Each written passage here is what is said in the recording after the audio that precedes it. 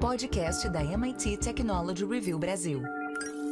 Apresentado por Origin Health. Olá, bem-vindas e bem-vindos ao podcast da MIT Technology Review Brasil, apresentado pela Origin. Eu sou Laura Murta e estou com Camila Pepe, e esse episódio é uma continuação do episódio da semana passada, em que a gente conversou com o Dr. Manuel Jacobem Teixeira sobre novas tecnologias e o que esperar do futuro para o tratamento da dor. Lembrando que essa é a vertical de saúde da MIT Technology Review Brasil e semanalmente você pode acompanhar as nossas discussões sobre biotecnologia e inovação. E se você ainda não ouviu a primeira parte desse episódio, confira agora no seu agregador de podcast de preferência. Camila, eu até comecei falando desse novo composto VX548, mas explica pra gente como é que ele se diferencia dos outros medicamentos que já conhecemos. O novo composto da Vertex faz parte de uma classe de medicamentos que tem como alvo os canais de sódio nas próprias fibras nervosas sensíveis à dor. Stefan Waxman, que é neurologista de Yale e estuda o assunto, descreve-as como pequenas bactérias moleculares que impulsionam a geração de impulsos nervosos. Já existem alguns bloqueadores de canais de sódio, como o agente anestésico lidocaína. Mas como eles bloqueiam todos esses canais, inclusive os cruciais nas células cardíacas e no cérebro, frequentemente acabam sendo administrados apenas como anestésicos locais. O VX548 tem como alvo um canal específico chamado NaV1.8, encontrado apenas em neurônios sensíveis à dor. Isso significa que ele pode atuar de forma generalizada nos neurônios de todo o corpo sem bloquear a função do coração ou do cérebro.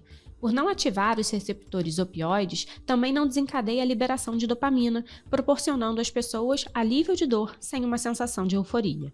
Os testes de fase 2 do medicamento incluíram pessoas com dor moderada a intensa após uma abdominoplastia ou uma cirurgia de correção do joanete. Os pacientes que solicitaram a medicação para a dor foram designados aleatoriamente para um dos vários grupos.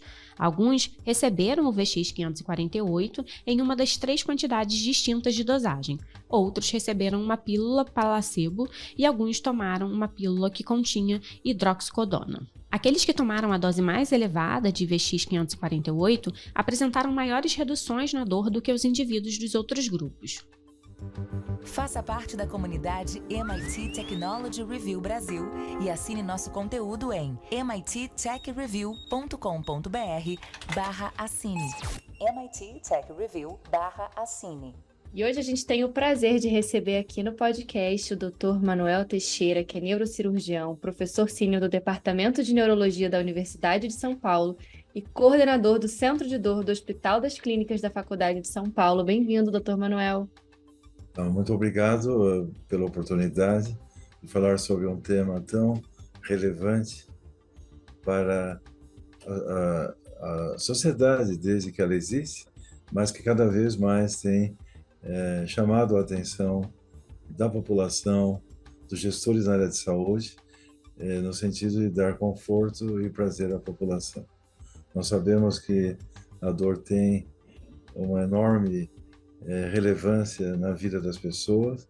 O número de pessoas com dor crônica é crescente, porque a população hoje vive mais tempo, é mais sujeita aos estressores que causam dor.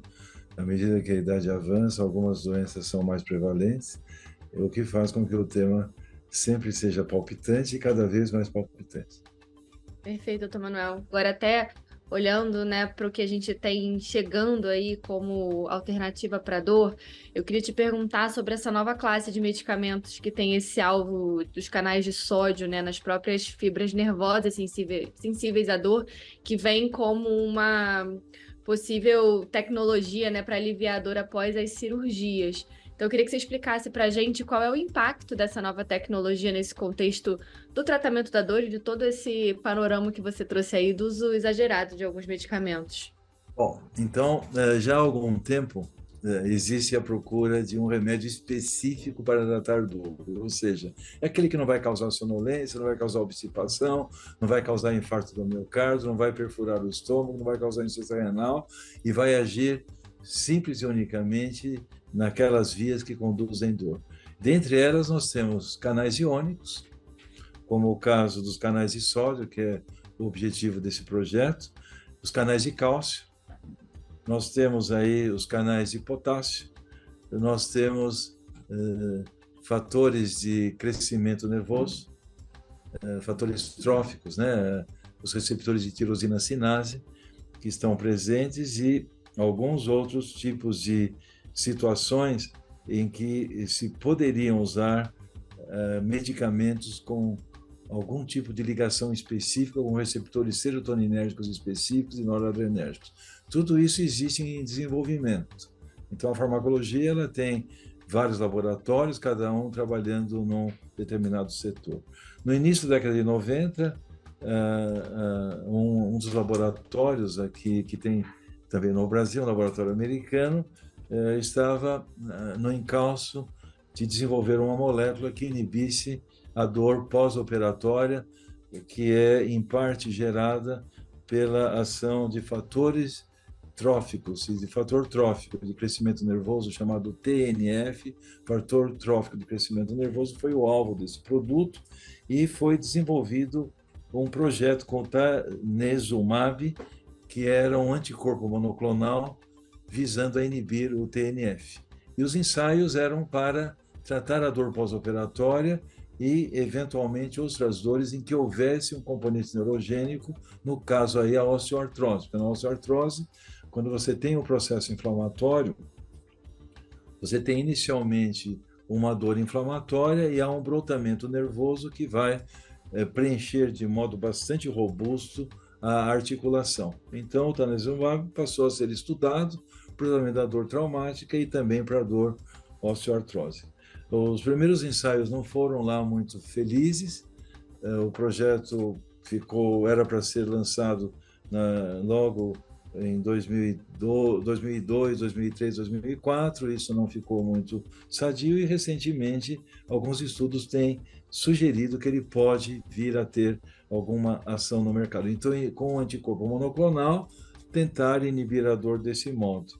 O que houve nessa área de anticorpo monoclonal foi o uso de anticorpos monoclonais para inibir o CGRP nas crises de migrânia.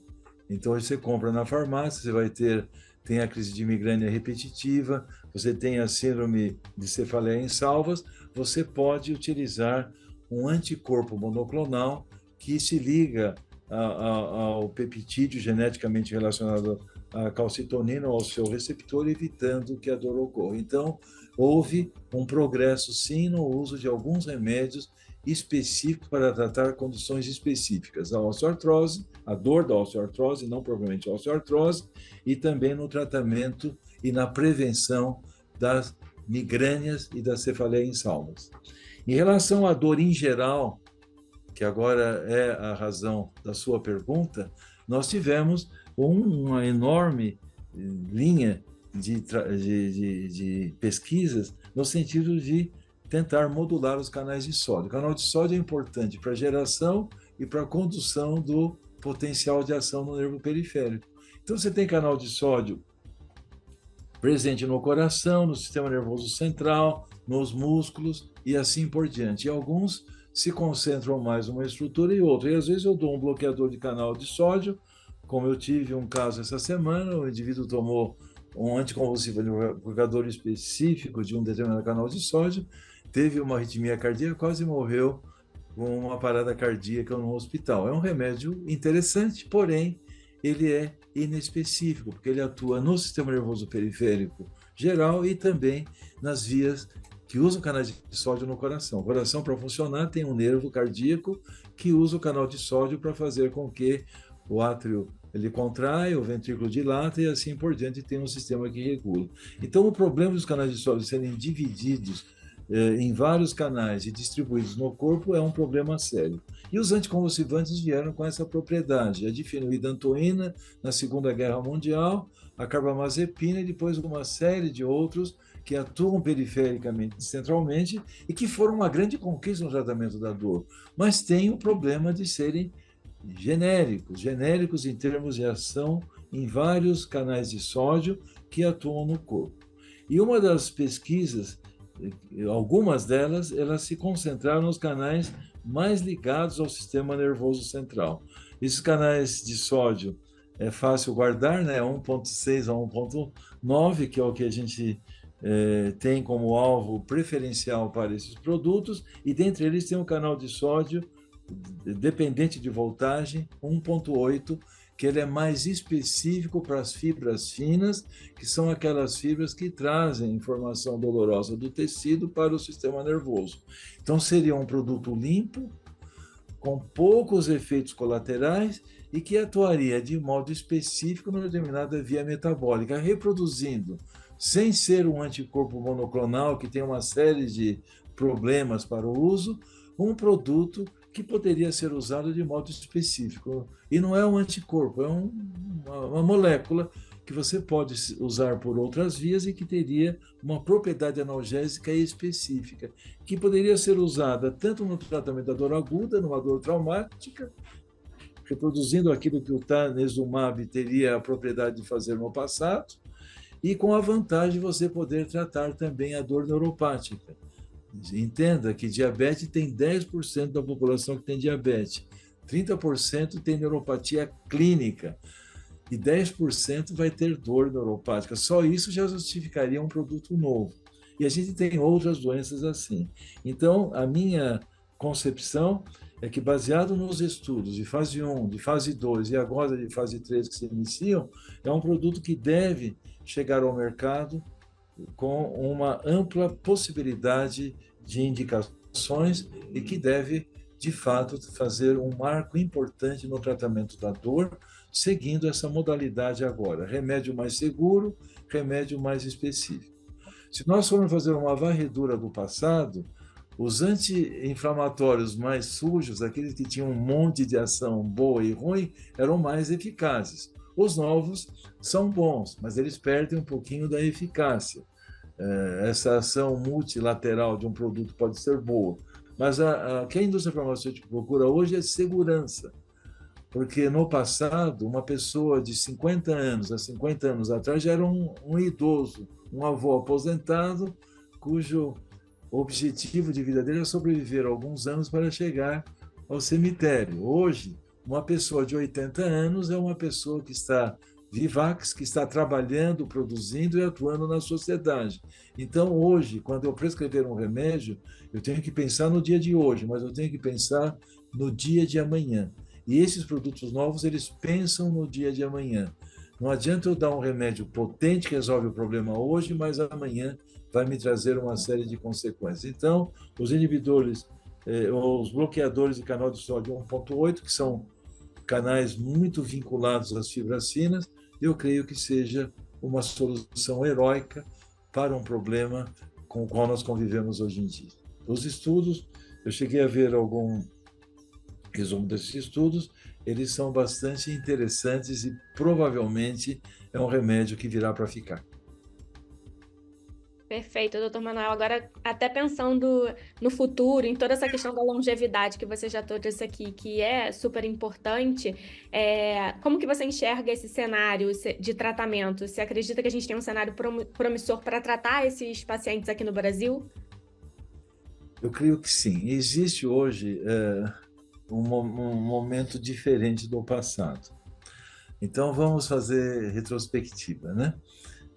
Na década de 70, nós tínhamos no Brasil alguns produtos para tratar dor.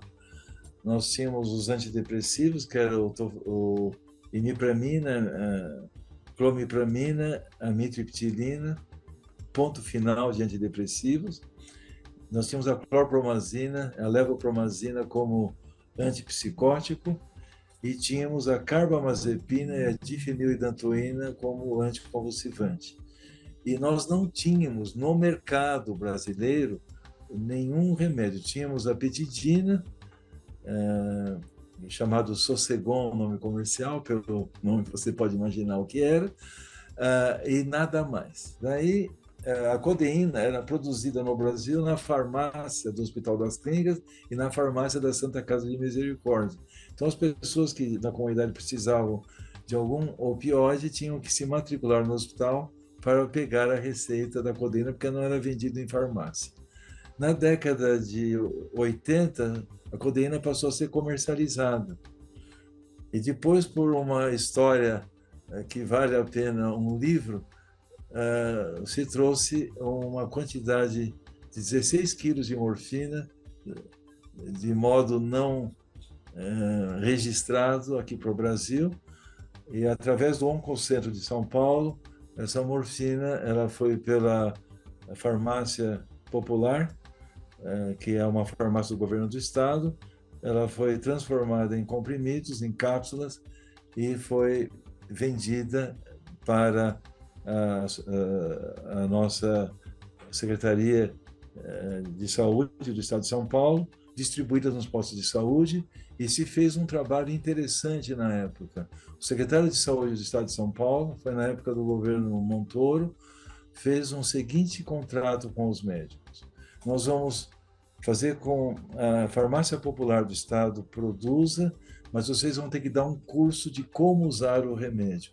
Todos os municípios de São Paulo tiveram que mandar um médico, uma enfermeira e um psicólogo na Associação Paulista de Medicina fazer o curso de uma semana para entender como era um fármaco, que era a morfina, que ninguém conhecia no Brasil, porque não tinha para vender no Brasil. E com isso, nós começamos a ter um outro linha de produto, que eram os opioides, porque o que tinha na época não satisfazia.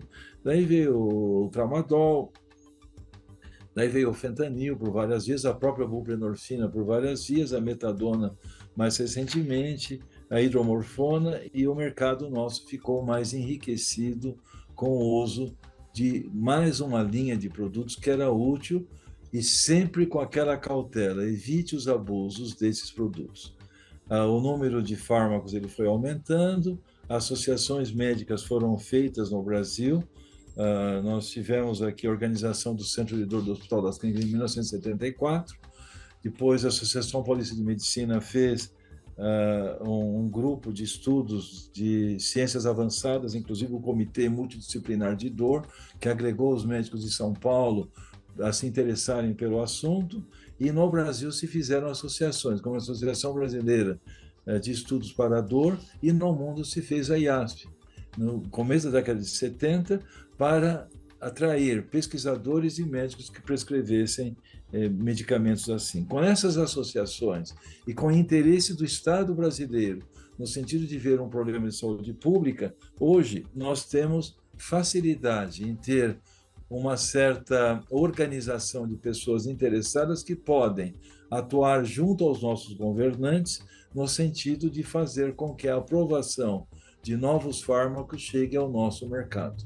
E é o que se faz hoje em dia. Havendo uma razão lógica, a aprovação pela comunidade europeia, comunidade australiana e neozelandesa, e a comunidade, especialmente do FDA americano, automaticamente o remédio ele é aprovado pela Anvisa e pode ser usado no Brasil. Então, como eu vejo, obviamente tem a política de preços, que é uma questão política e não uma questão médica, que com a aprovação do remédio para uso convencional nos Estados Unidos, nós vamos ter, sim, a oportunidade, com uma certa rapidez, de ter o lançamento no Brasil. Só para você ter uma noção, alguns produtos analgésicos e alguns remédios psicotrópicos usados em dor, o lançamento foi feito no mundo inteiro no mesmo dia e na mesma hora aqui no Brasil. Nós temos um antidepressivo recente, o lançamento foi feito na mesma hora e no mesmo dia no Brasil e no resto do mundo. Eu participei dessa cerimônia porque nós fizemos parte do ensaio, e um opioide que foi bastante divulgado aqui no Brasil foi lançado também juntamente com o produto que foi lançado nos Estados Unidos da América. Então, nós temos hoje vias de informar o Ministério da Saúde. Tem a Conitec é uma organização que existe em Brasília, nós participamos intensamente das atividades da Conitec. Uma vez por ano se reúne e se estabelecem as metas, o que se tem, o que se pode e o que se deve. E muitas dessas propostas elas são aceitas para que sejam incorporadas no regime de tratamento das doenças, não só pelo SUS, mas também pela comunidade privada que não ligada ao SUS. Eu acho que há facilidades. Eu tenho essa impressão que sim, mesmo porque a comunidade médica hoje está muito alertada ao problema de dor, sabe das vantagens e riscos, e já não é aquela inocência que havia na década de 60, 70, 80 e mesmo de 90, as pessoas não terem muita noção da realidade dos fatos e de como resolver esses problemas.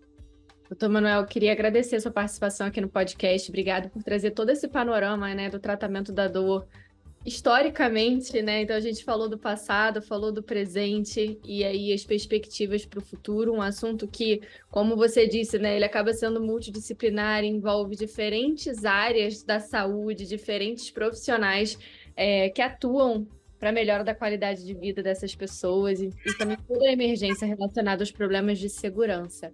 Obrigada pela participação aqui no podcast, foi um prazer conversar com você. O prazer é todo meu, eu sempre estarei disponível. As questões de saúde fazem parte dos títulos a que eu me dedico com bastante afinco, e o portfólio meu está aberto para consulta e também para divulgação assim que for necessário. Muito obrigado por ter me convidado, por conhecê-las e ao público que nos está ouvindo ou assistindo. Muito obrigado. E antes de terminar, eu quero te convidar para acompanhar a gente nas nossas redes sociais. Vai lá em @MIT Tech Review BR. Semana que vem tem mais um episódio, eu espero você. Até lá! Você ouviu o podcast da MIT Technology Review Brasil. Apresentado por Origin Health. A maior publicação de tecnologia do mundo agora está no Brasil.